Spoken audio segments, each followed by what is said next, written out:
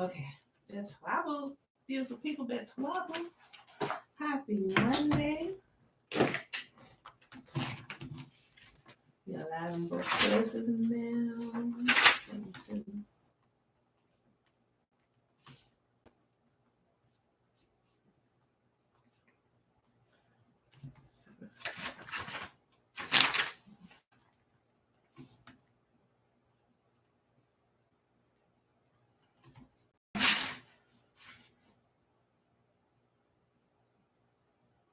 What am I doing? I forgot Vegas. No. It's numbers. What am I doing? All right, beautiful people. It is Monday, February the 8th, 2021, day 72 of year 3 of reading through the books of the law and the prophets. And of the 3-year consecutive day count, day 741. We are in Numbers 19, 20, and 21. And then we'll hop right on over and pick up where we left off at yesterday in the Legends of the Jews. So let's go ahead and we're going to pull up the Shema, Tiffany, hey girl, hey, greetings. Trina, Alicia, yeah, Uncle Nathaniel.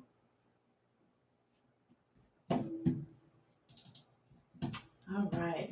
Hear, therefore, O Israel, and observe to do it, that it may be well with you, and that you may increase mightily, as Yahuwah, the God of our fathers, has promised us in the land that flows with milk and honey. Hear, O Israel, Yahuwah, our God, He is one God, and you shall love Yahuwah your God with all your heart, with all your soul, and with all your might. And these words which I command you this day shall be in your heart, and you shall teach them diligently unto your children, and you shall talk of them when you sit in your house, and when you walk by the way, and when you lie down, and when you rise up. And you shall bind them for a sign upon your hand, and they shall be as frontlets between your eyes. And you shall write them upon the posts of your house and on your gates. And Yahuwah commanded us to do all these statutes, to fear Yahuwah our God for our good always, that he might preserve us alive as it is this day. And it shall be our righteousness if we observe to do these commandments before you, who are our God, as he has commanded us. All right, beautiful people. I am going to make a slight adjustment. You all don't need to do anything. Just continue showing up when you can. But what I'm going to do, because you know how I get started, and when I go live, I'm sitting here doing my little prep thing. I'm going to start 5 minutes earlier. So we will begin like we should have been doing. We're still 7:15 or 7:30, depending on it's the week of the weekend, but I am going to come on 5 minutes earlier so I can make my adjustments and everything so I'm not cutting into the reading time. You know, I should have been doing it from the beginning, right? You on time, you late. Right? If you're early, you're on time. So I'm going to start implementing what I know in regards to that. Shalom, shalom, Grand Rising Mother, Lynn Brown, Josiah Jones, Grand Rising, shalom, shalom. Just check this real quick.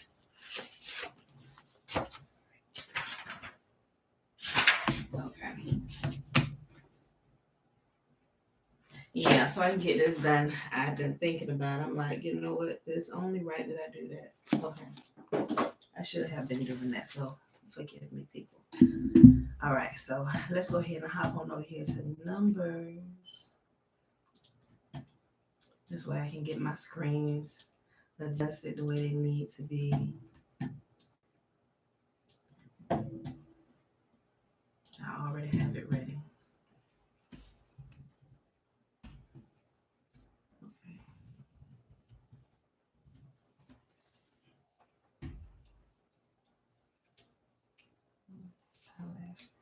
Okay, beautiful people. We are in Numbers chapter 19.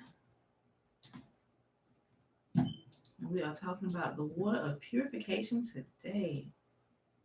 Aliyah. Peace and blessings. Peace and blessings. Okay, let's move y'all right here so everybody have the same view. Okay. Numbers chapter 19. And Yahuwah said to Moses and Aaron, here is another legal requirement commanded by Yahuwah. Tell the people of Israel to bring you a red heifer, a perfect animal that has no defects and has never been yoked to a plow. Give it to Eleazar the priest, and it will be taken outside of the camp and slaughtered in his presence. Eleazar will take some of his blood on his finger and sprinkle it 7 times towards the front of the tabernacle. As Eleazar watches, the heifer must be burned, its hide, meat, blood, and dung. Eleazar the priest must then take a stick of cedar, a hyssop branch, and some scarlet yarn and throw them into the fire where the heifer is burning. Then the priest must wash his clothes and bathe himself in water. Afterward, he may return to the camp, though he will remain ceremonially unclean until evening. The man who burns the animal must also wash his clothes and bathe himself in water, and he too will remain unclean until the evening. Then someone who is ceremonially clean will gather up the ashes of the heifer and deposit them in a purified place outside the camp. They will be kept there for the community of Israel to use in the water for the purification ceremony. This ceremony is performed for the removal of sin. The man who gathers up the ashes of the heifer must also wash his clothes, and he will remain ceremonially unclean until evening. This is a permanent law for the people of Israel and any foreigners who live among them. All those who touch a dead human body will be ceremonially unclean for 7 days. They must purify themselves on the third and seventh days with the water of purification. Then they will be purified. But if they do not do this on the third and seventh days, they will continue to be unclean even after the seventh day. All those who touch a dead body and do not purify themselves in a proper way defile Yahuwah's temple, and they will be cut off from the community of Israel. Since the water of purification was not sprinkled on them, their defilement continues. This is a ritual law that applies when someone dies inside a tent. All those who enter the tent and those who were inside when the death occurred will be ceremonially unclean for 7 days. Any open container in the tent that was not covered with lids is also defiled. And if someone in an open field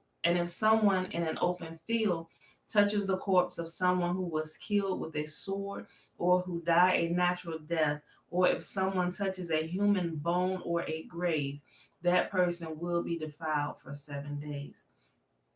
To remove the defilement, put some of the ashes from the burnt purification offering in a jar and pour fresh water over them. Then someone who is ceremonially clean must take a hyssop branch and dip it into the water. That person must sprinkle the water on the tent, on all the furnishings in the tent, and on the people who were in the tent.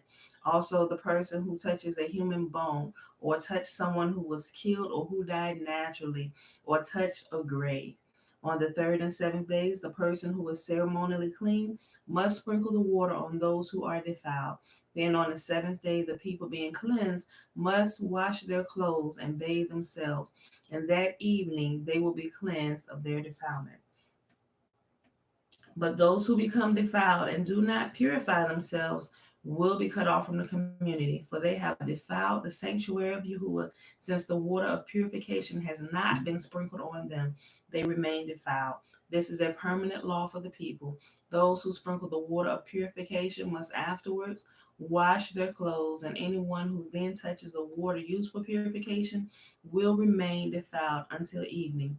Anything and anyone that a defiled person touches will be ceremonially unclean until the evening.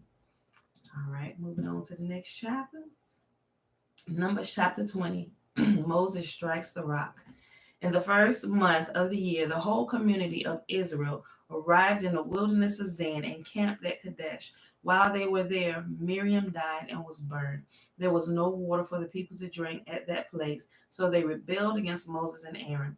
The people blamed Moses and said, "If we had only died in Yahuwah's presence with our brothers, why have you brought the congregation of Yahuwah's people into this wilderness to die along with our livestock? Why did you make us leave Egypt and bring us here to this terrible place? This land has no grain, no figs, no grapes, no pomegranates, and no water to drink." Moses and Aaron turned away from the people and went into the entrance of the tabernacle, where they fell face down to the ground. And then the glorious presence of Yahuwah appeared to them. And Yahuwah said to Moses, "You and Aaron must take the staff and assemble the entire community. As the people watch, speak to the rock over there, and it will pour out its water. You will provide enough water from the rock to satisfy the whole community and their livestock." So Moses did as he was told. He took the staff from the place where it was kept before Yahuwah. Then he and Aaron summoned the people and came together at the rock. "Listen, you rebels," he shouted. "Must we bring to you water from this rock?" Then Moses raised his hand and struck the rock twice with the staff, and water gushed out. So the entire community and their livestock drank their fill. But Yahuwah said to Moses and Aaron, "Because you did not trust me enough to demonstrate my holiness to the people of Israel, you would not lead them into the land I am giving you." I'm sorry, hold on. "Because you did not trust me enough to demonstrate my holiness to the people of Israel, you will not lead them into the land I am giving them." This place was known as the waters of Meribah, which means arguing, because the people there of Israel argued with Yahuwah, and there he demonstrated his holiness among them. While Moses was at Kadesh, he sent ambassadors to the king of Edom with this message. Okay, hold on. So just in case y'all miss what happened, okay, Yahuwah, he got himself cut off because Yahuwah told him to speak to the rock. And instead of speaking to the rock, he struck the rock twice. And that's why Yahuwah got upset with him. He said, "You're going to lose all rights to see in the promised land now." He said, "Because I told you to speak to the rock so that the people could see and water would flow. But instead of speaking to the rock like I told you to, you struck the rock. And not only did you strike it once, you struck it twice." He said, "So you don't get to enter the promised land now." Why? He said, "Because this does not demonstrate my holiness among the people." Like our anger doesn't like we're to do what Yahuwah said just as he said to do it. Not in anger, not in any other fashion, but do it in a way, in a form, and in a fashion how he said to do it. Because when we think we can act for him in anger, we're wrong. And we will quickly find ourselves in trouble if we're doing what Yahuwah has sent us to do in anger. That's what got Moses cut off. So whatever Yahuwah sends you to do it. Stand your post properly, like we are simply messengers, right? If Yahuwah sends you to do something, to tell somebody something, you're a messenger, right? You're simply to hand over the message. Just like the mailmen, they don't care what's in them letters. They simply taking them and putting them in the appropriate mailbox for the person who that message is for, right? They ain't going through reading, okay, what's this? No, no, no, no. They're simply doing their task. They're taking the mail and they're delivering it to the appropriate place without attitude, right? Because they're just standing their post. Stand the post. If you who will say speak, you speak, don't strike. Okay? Let that be a lesson for us all. All right. I'll read that again. As a matter of fact, okay, hold on. I'll just read the last.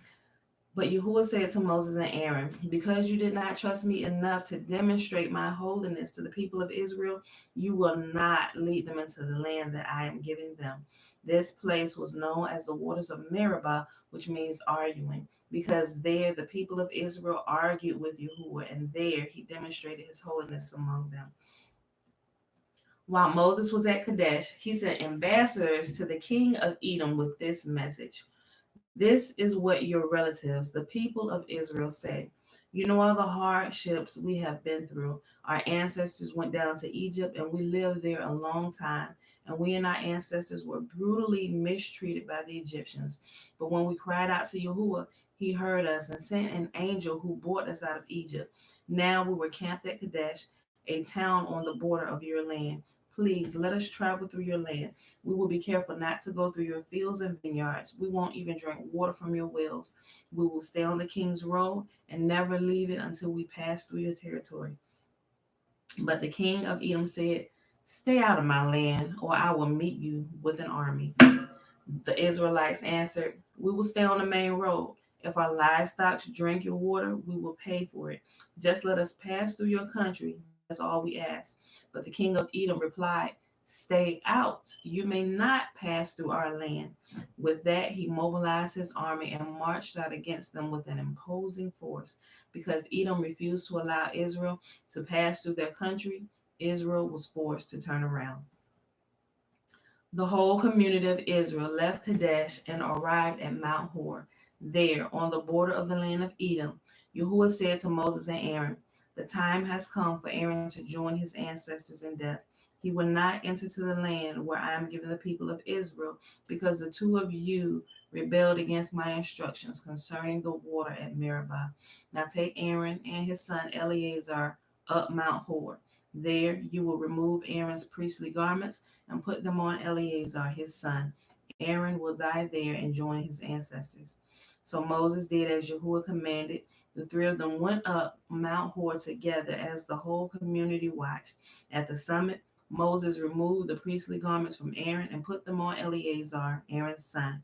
Then Aaron died there on the top of the mountain, and Moses and Eleazar went back down. When the people realized that Aaron had died, all Israel mourned for him 30 days.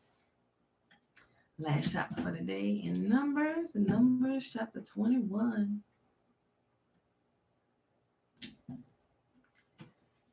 Victory over the Canaanites. The Canaanite king of Arad, who lived in the Negev, heard that the Israelites were approaching on the road through Artharim. So he attacked the Israelites and took some of them as prisoners.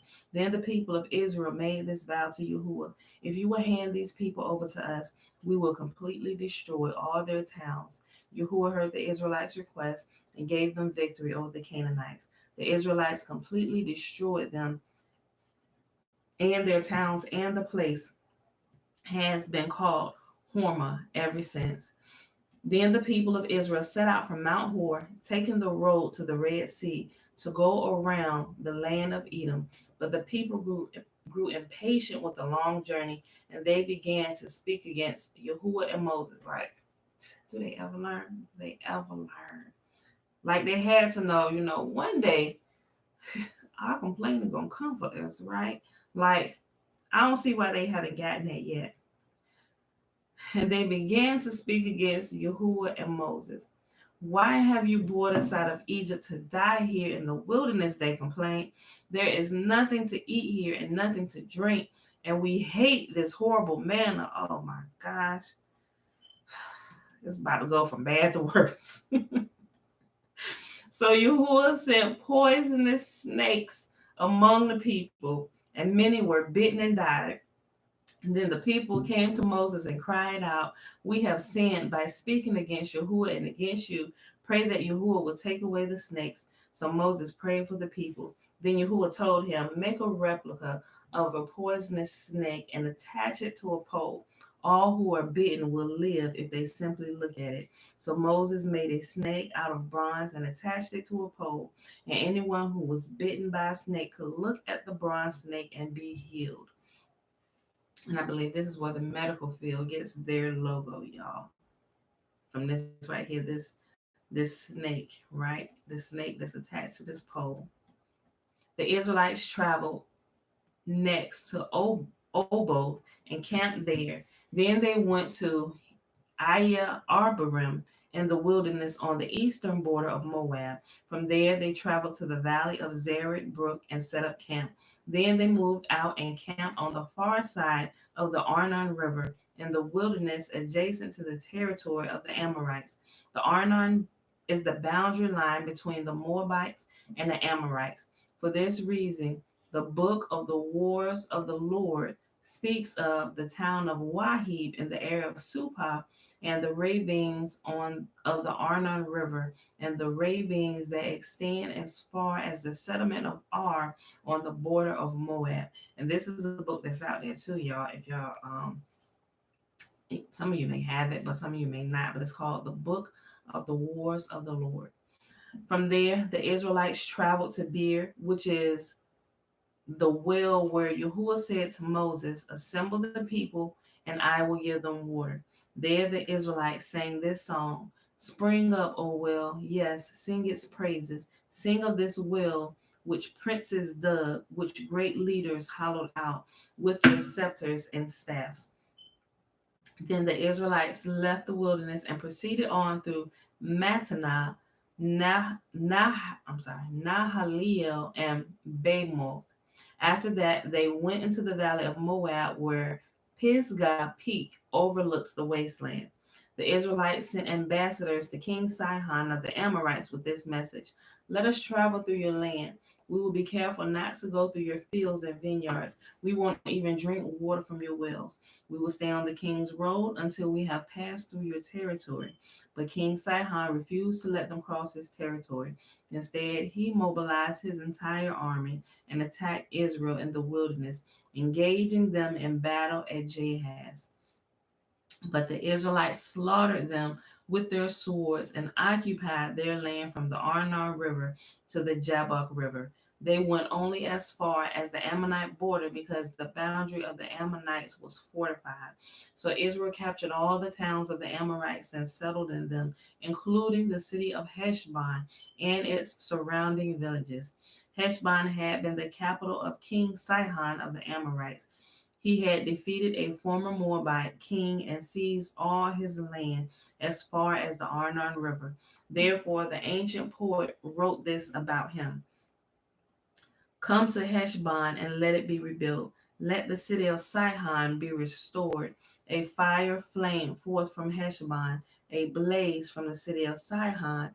It burned in the city of Ar in Moab. It destroyed the rulers of the Arnon heights. What sorrow awaits you, O people of Moab? You are finished, O worshippers of Chemosh.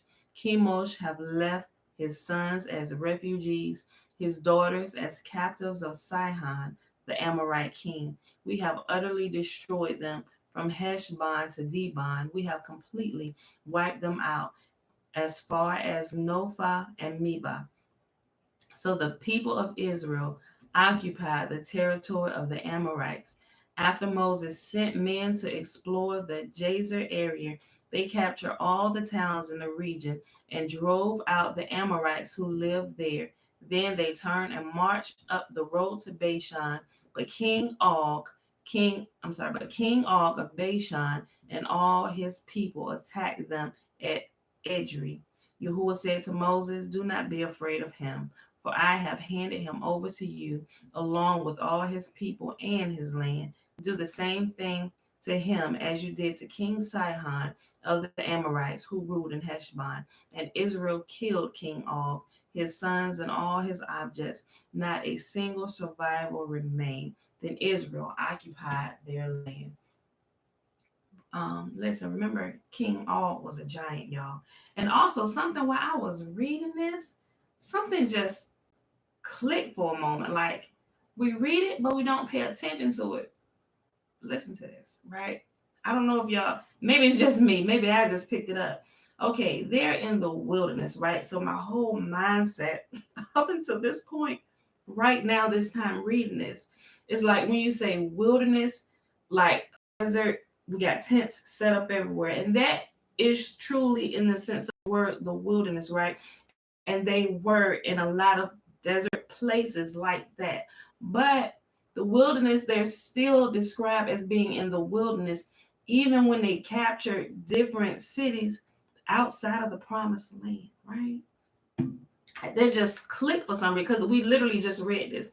They were in the wilderness, and while they were passing through, there were territories, and there were other cities and towns, territories, provinces throughout the wilderness that they were traversing, right? Where they were traveling. That's what this just said. Like, I've never paid attention to that till just now. And it makes me think about something. I think about something. Um,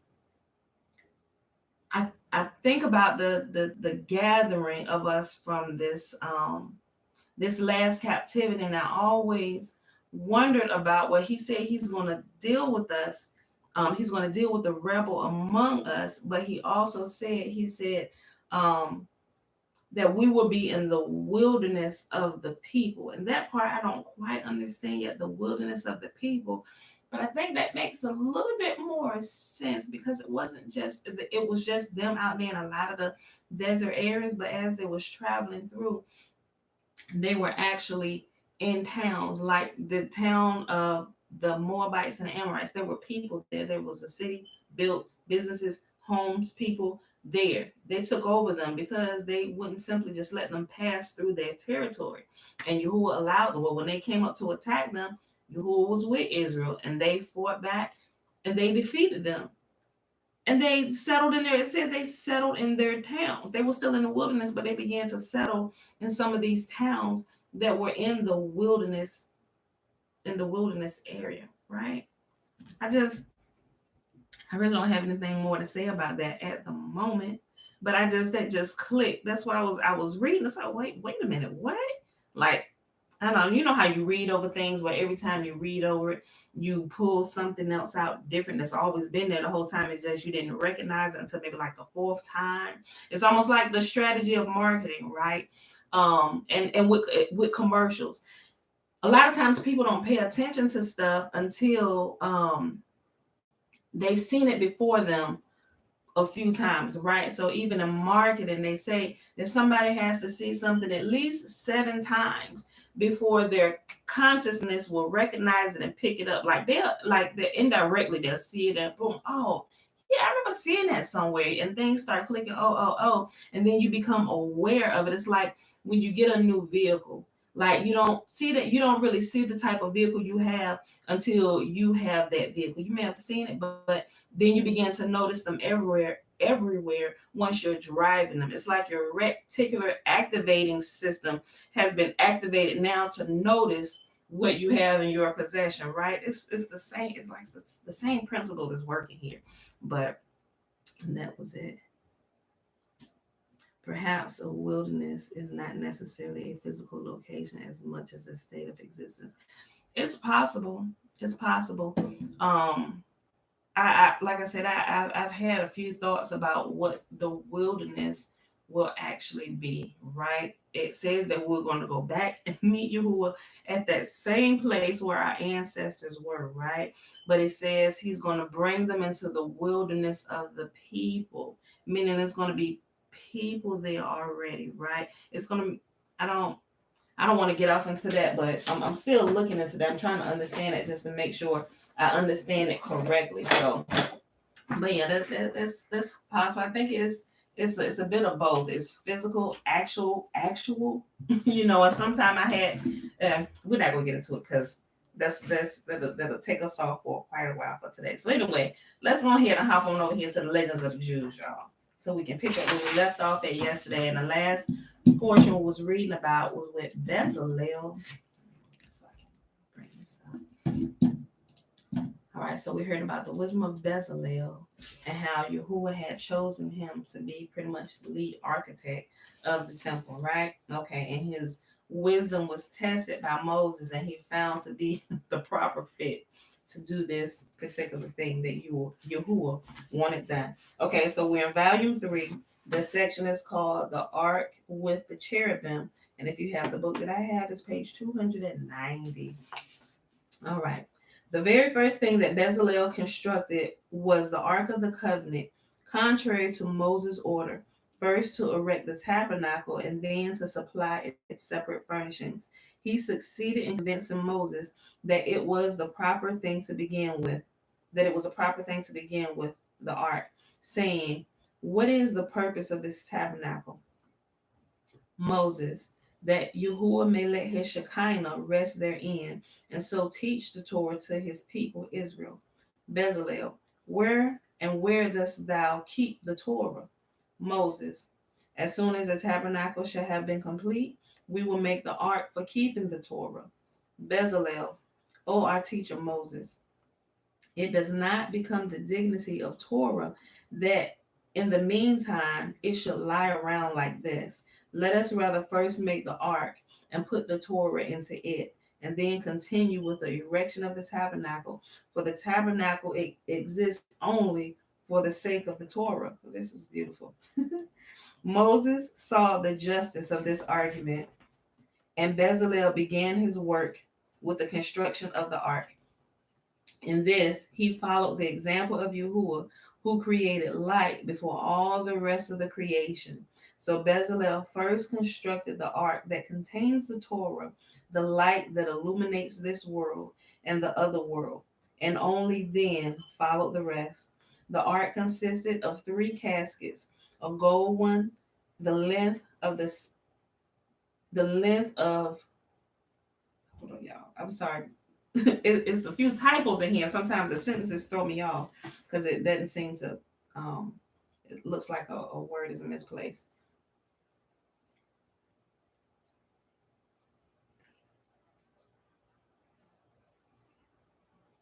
Okay, I think that's supposed to be the, not then. Okay.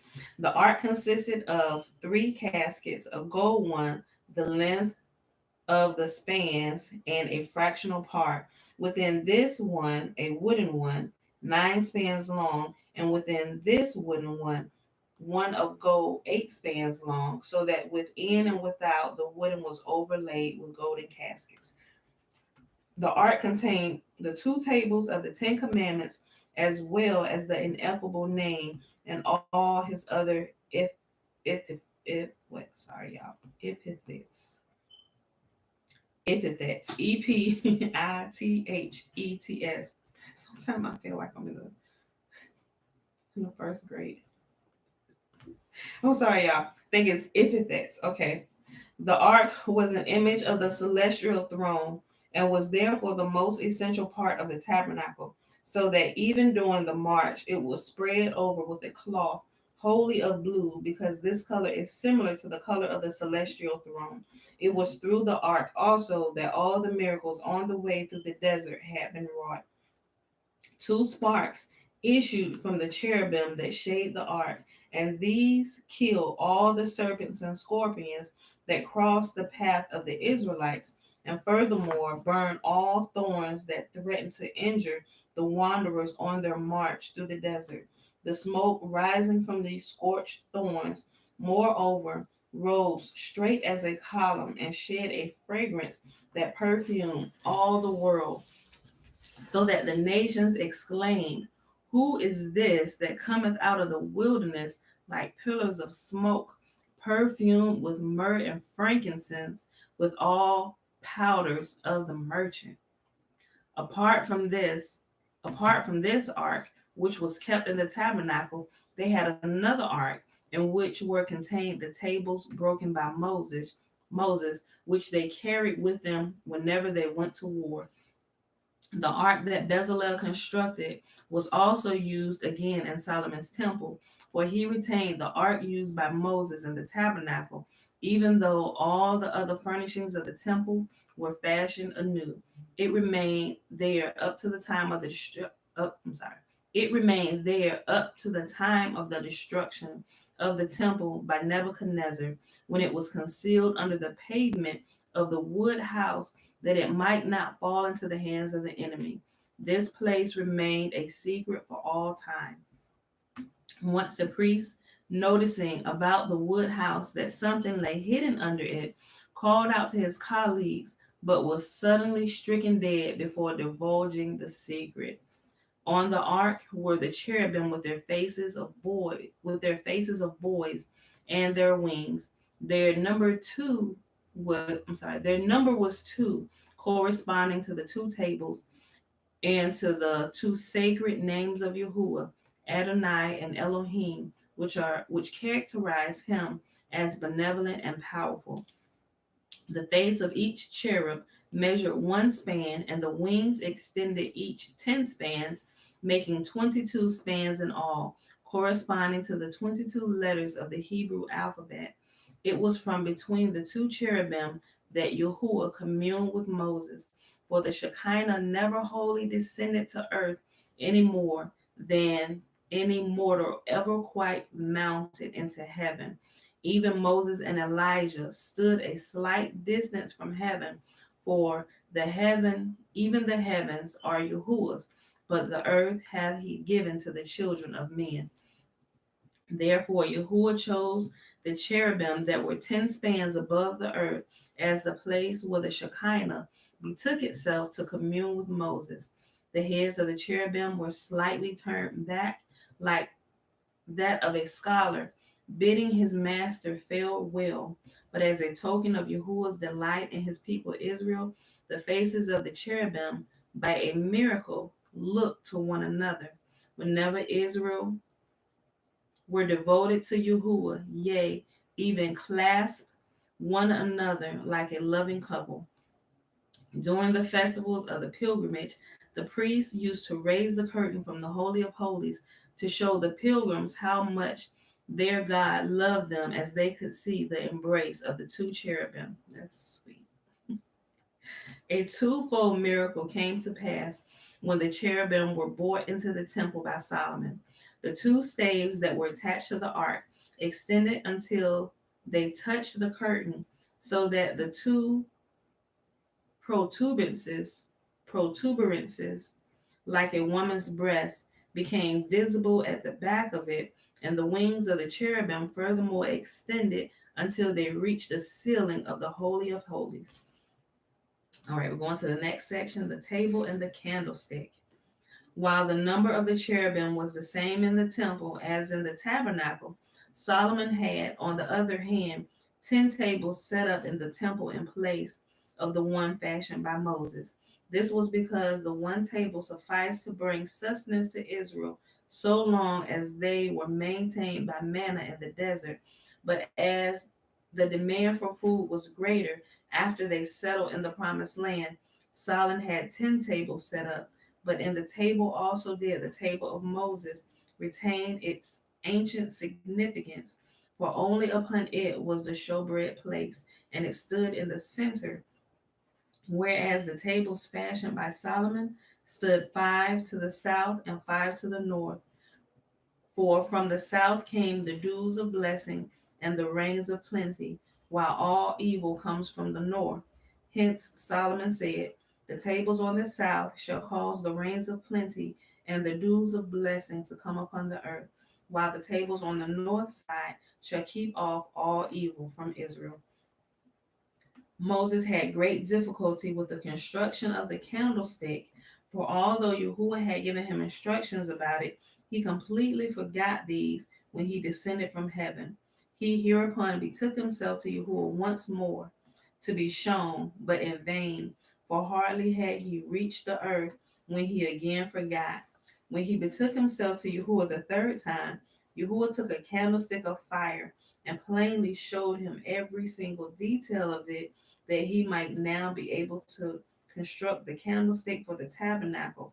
When he found it still hard to form a clear conception of the nature of the candlestick, Yahuwah quieted him with these words: go to Bezalel, he'll do it right. Like, boy, it's like, go get me my book from off my desk upstairs. You go up there. Wait, what? What'd you say? Go get my book. It's like, you remember, it reminds me of that, right? And he told him each time he went back up the last time, he said, look, go tell Bezalel, he'll do it right. And indeed, Bezalel had no difficulty in doing so, and instantly executed Moses' commission. Moses cried in amazement, Yahuwah showed me repeatedly how to make the candlestick, yet I could not properly seize the idea. But thou, without having it shown to thee by Yahuwah, could fashion it out of my own fund of knowledge. Truly dost thou deserve thy name Bezalel in the shadow of Yahuwah. For thou dost act as if thou hadst seen in the shadow of Yahuwah while he was showing me the candlestick. It's like, wait, was you in the room? Was you hiding in the closet? How do you know? Right? That's what Bezalel means, right? What they say? In the shadow of Yahuwah, because he could pick it up just like that. He didn't even have to be there. You could just relate to him what Yahuwah said, and he would immediately get it, like he himself had been there and heard the instructions word for word, right? May we all be like Bezalel. May Yahuwah bless us in that fashion. The candlestick was later set up in the Temple of Solomon, and although he set up 10 other candlesticks, still this one was the first to be lighted. Solomon chose the number 10 because it corresponds to the number of words revealed on Sinai, and each of these candlesticks had 7 lamps, 70 in all, to correspond to the 70 nations.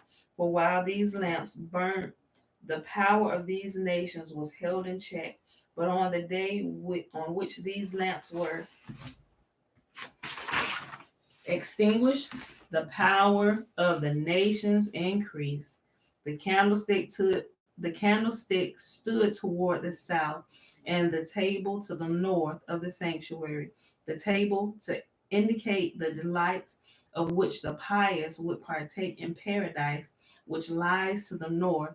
The light of the candlestick to symbolize the light of the Shekinah, for in the future world there will be but one delight, to gaze at the light of the Shekinah.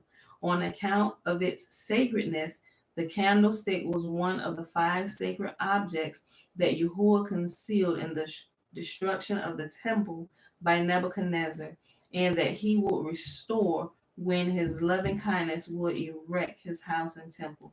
These sacred objects are the ark, the candlestick, the fire of the altar, the Holy Spirit of prophecy, and the cherubim.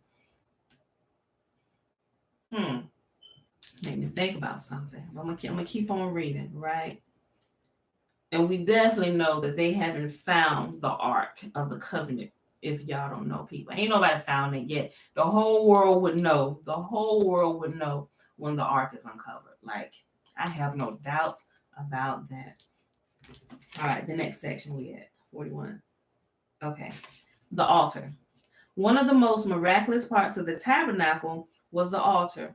For when Yahuwah bade Moses make him an altar of shittim wood and overlay it with brass, Moses said to Yahuwah, O Lord of the world, thou badest me to make the altar of wood and overlay it with brass, but thou did not bid me to have a fire kept burning upon the altar continually. Will not the fire destroy the overlay? I'm sorry. Will not the fire destroy the overlay of brass and then consume the wood of the altar? Yahuwah replied, Moses, thou judgest by the laws that apply to men, but will these also apply to me? Behold, the angels that are of burning flame. Beside them are my storehouses of snow and my storehouses of hail. Doth the water quench their fire, or doth their fire consume the water? Behold, also the Hayat that are of fire. Above their heads extend a terrible sea of ice that no mortal can traverse in less than 500 years. Yet doth the water quench their fire, or doth their fire consume the water? For I am Yahuwah, who maketh peace between these elements in my high places. But thou, because I have bidden thee to have a fire kept burning upon the altar continually, art thou afraid that the wood might be consumed by the fire? Dead things come before me and leave me imbued with life. Ooh, thank that. Just read that again. Dead things come before me and leave me imbued with life, and thou art afraid that the wood of the altar might be consumed? Thine own experience should show by now have taught thee better. Thou did pierce the fiery chambers of heaven, and thou did enter among the fiery host on high. Yea, thou didst even approach me, that am a consuming fire. Surely thou shouldest then have been consumed by fire, but thou wert unscathed, because thou did go into the fire at my command. No more shall the brass overlay of the altar be injured by the fire, even though it be no thicker than a denarium. In the words, dead things come before me and leave me imbued with life, Yahuwah alluded to the 3 following incidents: the rod of Aaron, after it had lain for a night in the sanctuary, brought forth buds and bloomed blossoms, and even yielded almonds. The cedars that Hiram, the king of Tyre, sent to Solomon for the building of the temple, as soon as the incense of the sanctuary reached them thrilled, greened anew, and throughout centuries bore fruit by means of which the young priests sustained themselves. Wait, hold on. What? You mean the walls in the temple had fruit on them constantly? Let me read this again, my G. Hold on. In the words, dead things come before me and leave me imbued with life. Yahuwah alluded to the three following incidents.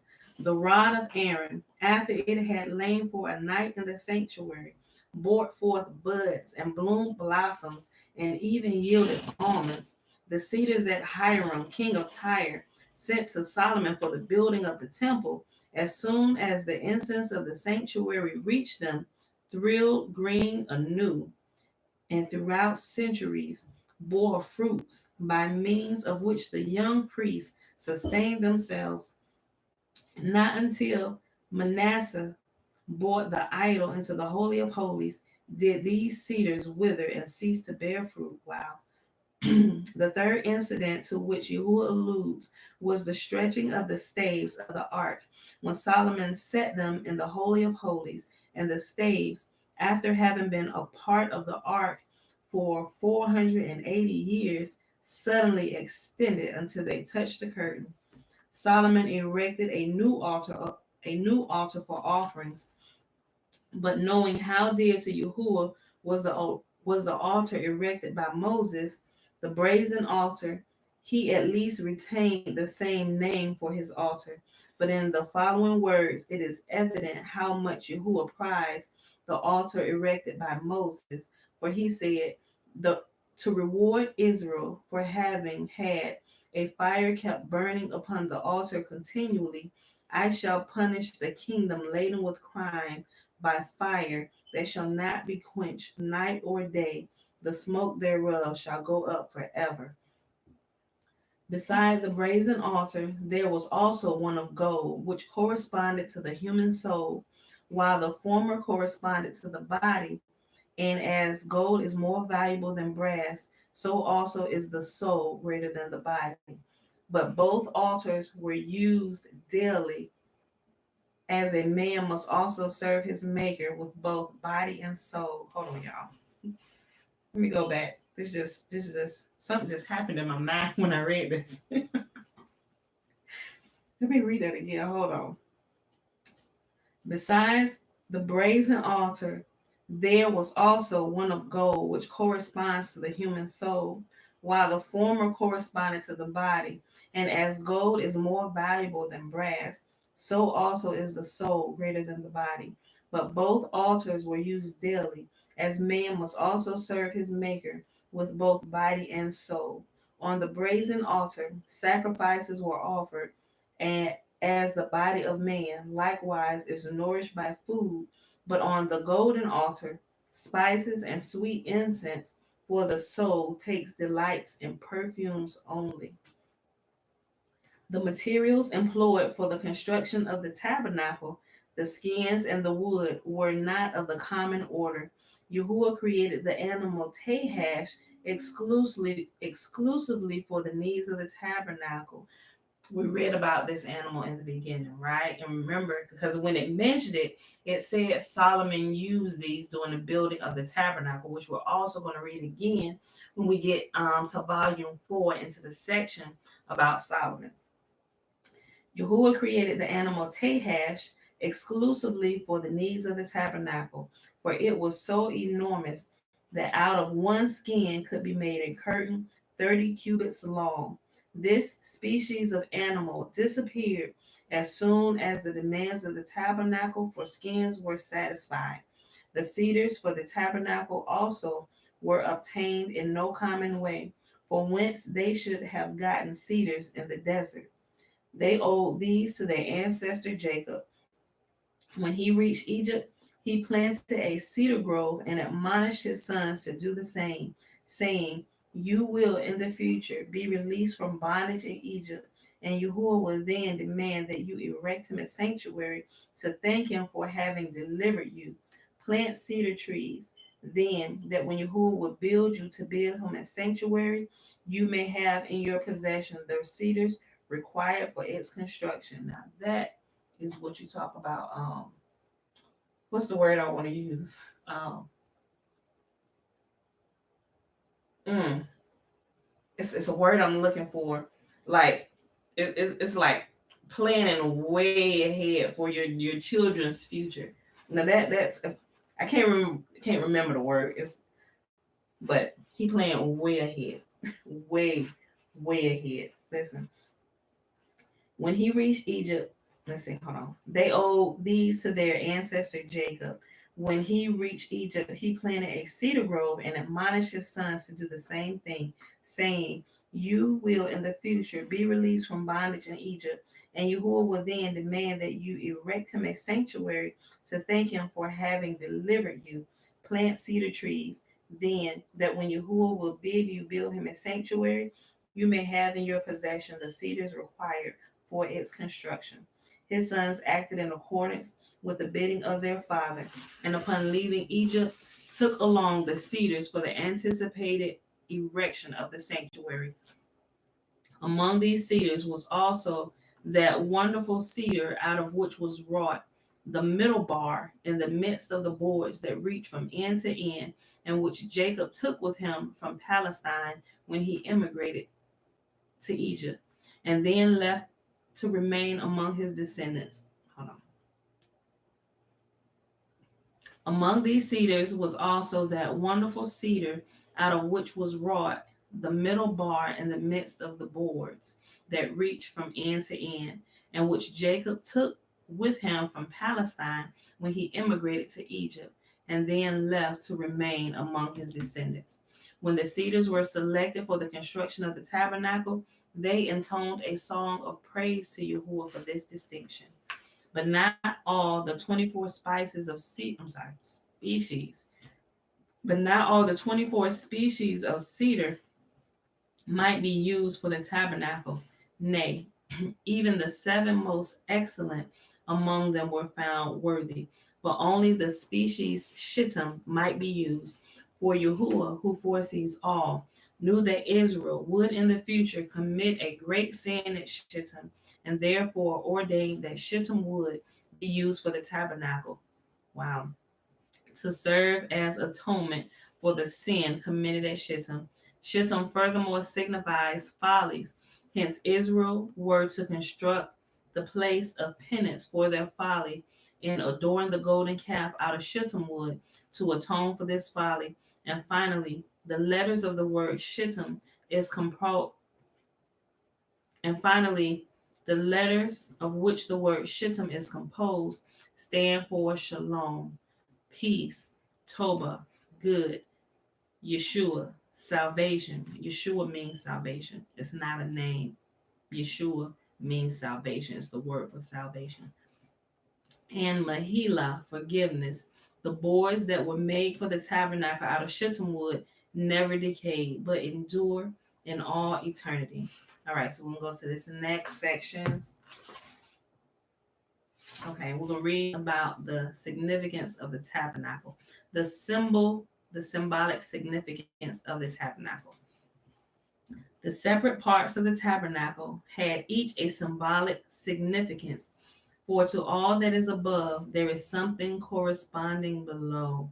There are stars above, but likewise below, where a star shall come out of Jacob. Yahuwah has his host above, and likewise below. His people Israel, the host of Yahuwah. Above there are Ophanim, and on earth likewise there is an Ophan. Above, Yahuwah has cherubim, and likewise below in the sanctuary of Israel. Yahuwah hath his dwelling above, but likewise below. And lastly, Yahuwah has stretched out the heavens above like a curtain, and below in the sanctuary were curtains of goat's hair. The number of curtains also correspond to those in heaven. For just as there are 11 upper heavens, so also were there 11 curtains of goat's hair. The size of the tabernacle was 70 cubits, corresponding to the 70 holy days celebrated annually by the Hebrews, to wit, 52 Sabbaths, 7 days of Passover, 8 of tabernacles, and a day for each Pentecost, the Day of Atonement, and the New Year's Day. The number of vessels amounted to 70 also, and likewise Yahuwah, Israel, and Jerusalem bear 70 names. And as correspondingly in the time between the building of the first and the second temple, there were 70 consecutive Sanhedrin. Like the tabernacle, so the altar too had its symbolic significance. I'm sorry, I seem like it's tongue twisters today. Its length and its breadth were 5 cubits each, corresponding respectively to the 5 commandments on the 2 tables of the law. Its height was 3 cubits, corresponding to the 3 deliverers Yahuwah sent to deliver Israel from Egypt: Moses, Aaron, and Miriam. It had 4 horns in the corners thereof to atone for the sins of the people that on Sinai received 4 horns: the horn of the Torah, the horn of the Shekinah, the horn of priesthood, and the horn of the kingdom. In the tabernacle, as later in the temple, gold, silver, and brass were employed, but not iron. Yahuwah meant to indicate by the exclusion of iron that in the future time, the gold in Babylon, the silver Media, and the brazen Greece would be permitted to bestow the gifts on the new temple, but not the iron Rome. It is true that Babylon also destroyed the sanctuary of Yahuwah, like Rome, but not with such fury and such thoroughgoing wrath as Rome, whose sons cried, raise it, even to the foundations thereof. And for this reason, Rome may not contribute to the Messianic temple. And as Yahuwah will reject the gifts of Rome, so also will the Messiah, to whom all the nations of the earth will have to offer gifts. Egypt will come with her gifts, and although the Messiah will at first, Yahuwah will say to him, the Egyptians in their land, do not repulse them. Will accept their gift. After Egypt will follow their neighbor, Ethiopia, with her gifts, thinking that if the Messiah accepted the gifts from the former taskmasters of Israel, he will also accept gifts from her. Then the Messiah will also accept Ethiopia's gifts. After these 2 kingdoms will follow all others with their gifts and will be accepted, save those from Rome. This kingdom will be sorely disappointed, for depending upon their kinship with Israel, they will expect kind treatment from the Messiah, who had graciously received the other nations not connected with Israel. But Yahuwah will call out to the Messiah, roar at this monster that devours the fat of nations, that justifies its claims for recognition through being a descendant of Abraham by his grandson Esau, the nation that forgives all for the sake of money, that kept Israel back from the study of the Torah and tempted them to the deeps that are in accord with the wishes of Satan. All right, that was the end of that section. So let's go ahead. We'll read about the priestly robes and then we'll stop there. Okay. Simultaneously with the construction of the tabernacle and its vessels were fashioned the priestly robes for Aaron and his sons. It was at this time that Yahuwah had made known Aaron's appointment to the office of high priest, saying, go and appoint a high priest, Moses. Out of which tribe? Yahuwah. Out of the tribe of Levi. Moses was most happy upon hearing that the high priest was to be chosen out of his tribe, and his joy was increased when Yahuwah added, appoint thy brother Aaron as high priest. This choice of Aaron was, of course, also a disappointment to Moses, who had hoped Yahuwah would appoint him as high priest. But Yahuwah had designed this dignity for Aaron to reward him for his pious deeds when Israel worshipped the golden calf. For when Moses returned from Sinai and saw the calf fashioned by Aaron, he thought his brother was no better than the rest of the people and had, like them, devoted himself to idolatry. But Yahuwah knew that Aaron's participation in the construction of the calf was merely due to the pious motive of delaying the people until Moses should return. And he even then said to Aaron, I am fully aware of thy motive, and as truly as thou livest, I shall appoint thee as warden over the sacrifices that my children offer me. In consideration of Moses' feelings, Yahuwah gave into his hands the appointment of Aaron, saying to him, I might have installed thy brother as high priest without having informed thee of it, but I relinquish his appointment to thee, that thou mayest have an opportunity of showing the people thy humility, and that thou dost not seek this high office for thyself. At Yahuwah's bidding, Aaron and his two sons were now chosen as priests, and moreover, not for a limited period, but Aaron and his house were invested with the priesthood for all eternity. As soon as these were installed as priests, Moses set to work to instruct them thoroughly in the priestly laws. Yahuwah ordered that Yahuwah ordered the following 8 garments as Aaron's garb: coat, breeches, mitre, girdle, breastplate, ephod, robe, and golden plate. But his sons needed only the first 4 garments. All these garments had expiatory virtues, and each expiated a definite sin. The coat atoned for murder, the breeches for unchastity, the mitre for pride. You know what a mitre is? You heard that song, mitre down. It's like it's like a band, like a scarf. They take that's a mitre or a mitre. I call it mitre. Okay. I only call it mitre because I heard the song. I really like it. Meet you down. Okay. Hold on. Let me go back to my spot. Okay. The mitre for, let me go back here. The coat atoned for murder, the breeches for unchastity, the mitre for pride, the girdle for theft, the breastplate for partial verdicts, the ephod for idolatry, the bells on the robe for slander, and the golden plate for effrontery. The breastplate and the ephod were set with precious stones, which were the gifts of the nobles, which were the gifts of the noble to the sanctuary.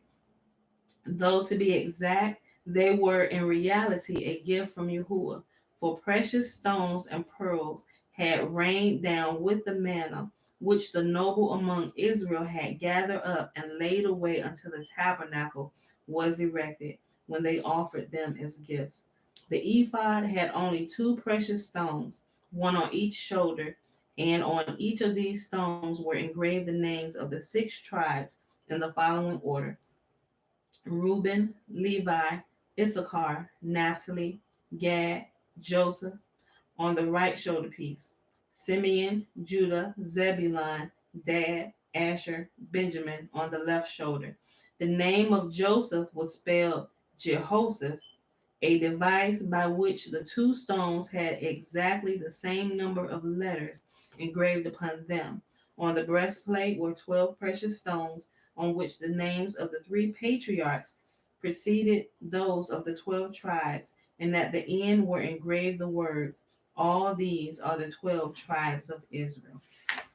And we're going to stop right there, y'all. And we're going to pick the rest of this up.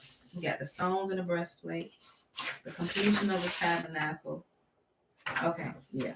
We'll just keep going because we're going to be on the tabernacle for a couple more days as it's giving more detail of all this stuff. Ooh, this thing. Ooh, this is a long one. That might be the only thing we read that day. Okay. All right, y'all. So I hope y'all enjoyed the reading for today. We started on page 290 and we just ended on page 294. Note real quick. If I get to format. Okay, we read Numbers 19, 20, and 21, y'all. So it is Monday, February the 8th, 2021, day 72 of year 3 of reading through the books of the law and the prophets and of the 3-year consecutive day count, day 741. Remember that is without the Sabbath days added and the feast days, Sabbath days added. All right, beautiful people. So let's go ahead and go to the blessing. And if you missed it early, I said I'm going to do a small little adjustment.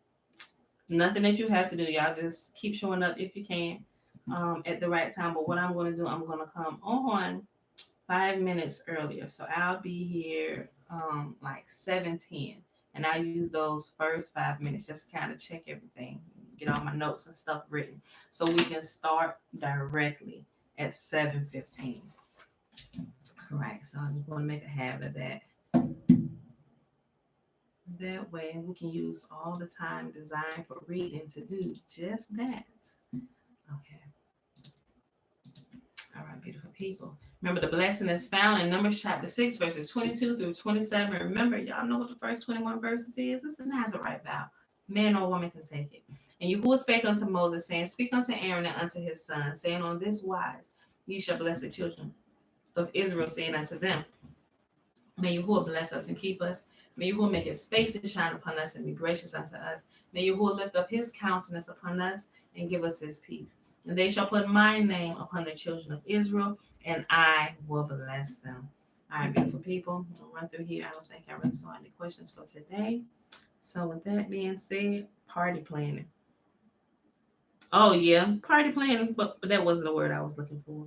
It was something else. Just like, you know how parents, you sit there and you start setting up your 401ks or your IRAs and stuff. You just planning for the future and proper tax planning so that your children and the your posterity coming after you will benefit from the decisions that you made today. Like a lot of things that we plant or things that we do that will that they tend to grow slowly, but over the years will yield great dividends to our posterity, our children, and our children's children. Is one of those type things. I was looking for that word, like, family planning, or it's another word I'm looking for that. But that's what I was referring to.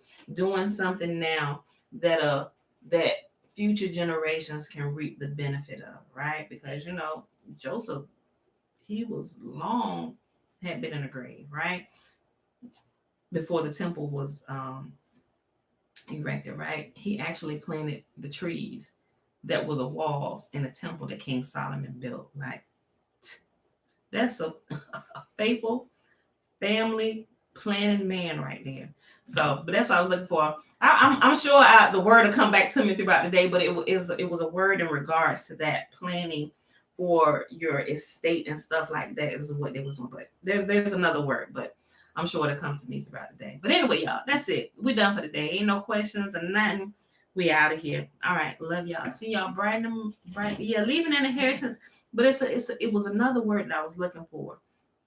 What you're doing, you're leaving the hands, but it's like a preparation word, that I was looking for. All right, y'all. But that's it. I'm done. I see y'all tomorrow morning, 7:15 a.m. Eastern Standard Time. But I'll be here on post 5 minutes early, preparing, checking my camera, adjusting the pages, and doing all that stuff so we can get started. All right, beautiful people. That's it. Love you. Peace.